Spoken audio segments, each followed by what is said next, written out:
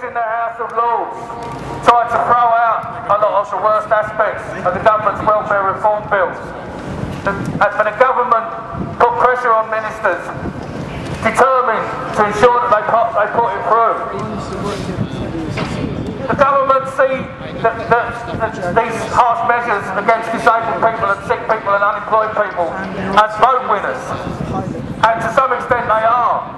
This is because the public, the general public, is being duped and misled by misleading propaganda from the press and the media, which is misrepresenting the situation entirely, presenting false images. The BBC, which is paid for by the licence payer, is putting out misleading and distorted information about the welfare reforms and about welfare benefit claimants. It's appalling, it's disgusting. The public are paying for this, and this is being used just as a vehicle for government propaganda. Probably the BBC themselves feel under threat of losing their funding from the government if they don't comply with this kind of thing.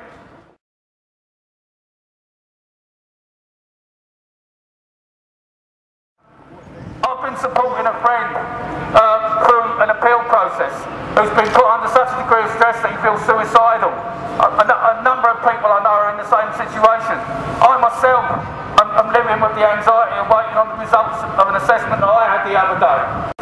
The forms that people are sent, the ESA 50 forms that people are sent to do their self-assessment on, ask what are effectively trick questions. They are asking questions that do not directly conform with the legislation that governs and guides these things. They're expecting people to trip themselves up. But they ask you innocent questions in the assessment, like what do you do during the day? And if you're naive enough to answer that you read a book or watch the television, they write down that you've got full cognitive ability. Even if you've got severe mental health problems and depression problems, the mere fact that you can sit and read a book or watch the television is seen that somehow that makes you capable of going to work. There are people with severe illnesses that are being ruled fit for work. There are people with severe and enduring mental health problems that are at risk of being ruled fit for work. The consequences of this, are likely to be disastrous. We fear there's going to be a massive increase in the level of suicides in society. Already we're starting to see this happen. And this is against a scenario where the government is supposed to have targets for reducing suicide. It's complete hypocrisy.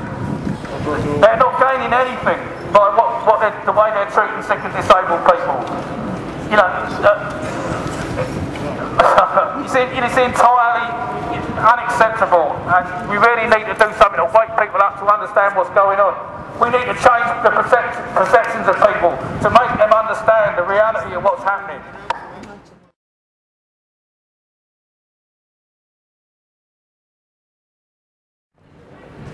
Good afternoon. I'm Dave Plummer, I'm branch organiser with the PCS branch in Euston up there. Our occupational health contract's just been given to ATOS. Given a record with disabled people outside work, I'm not too confident that they're going to be too great inside work. I can't help thinking that they've been hired just to try and get rid of people. And just as they've been hired to get rid of people from claiming benefits. It's disgraceful. We've got a perfectly adequate occupational health provider with NHS Plus. So why we couldn't use them, I do not know. We've got a motion going into our AGM, which hopefully will get passed and go to conference, calling for PCS to campaign against having ATOS as our occupational health, and more importantly, asking for a campaign of non-cooperation with ATOS as suppliers of employment tests, etc. How that will work out, I don't know. It will be difficult. We do have members working in ATOS, and obviously we've got to support them, but they don't want to be there. They'd much rather be working for a decent organisation, but we do have to support them. We can't put them in a difficult position. But we've got to do what we can to get ATOS out of this trade, because they exist purely to make money, and they make money by stopping and going to people that need it. We have to stop them doing that. So hopefully the motion will get to conference, hopefully it'll be debated at conference, hopefully it'll pass, and hopefully we'll be able to do something a bit more solid to help you than just turning up on your protests. ATOS profits from our pain.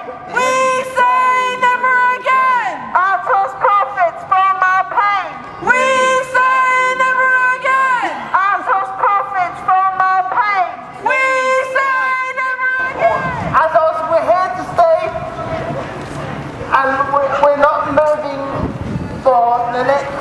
hours.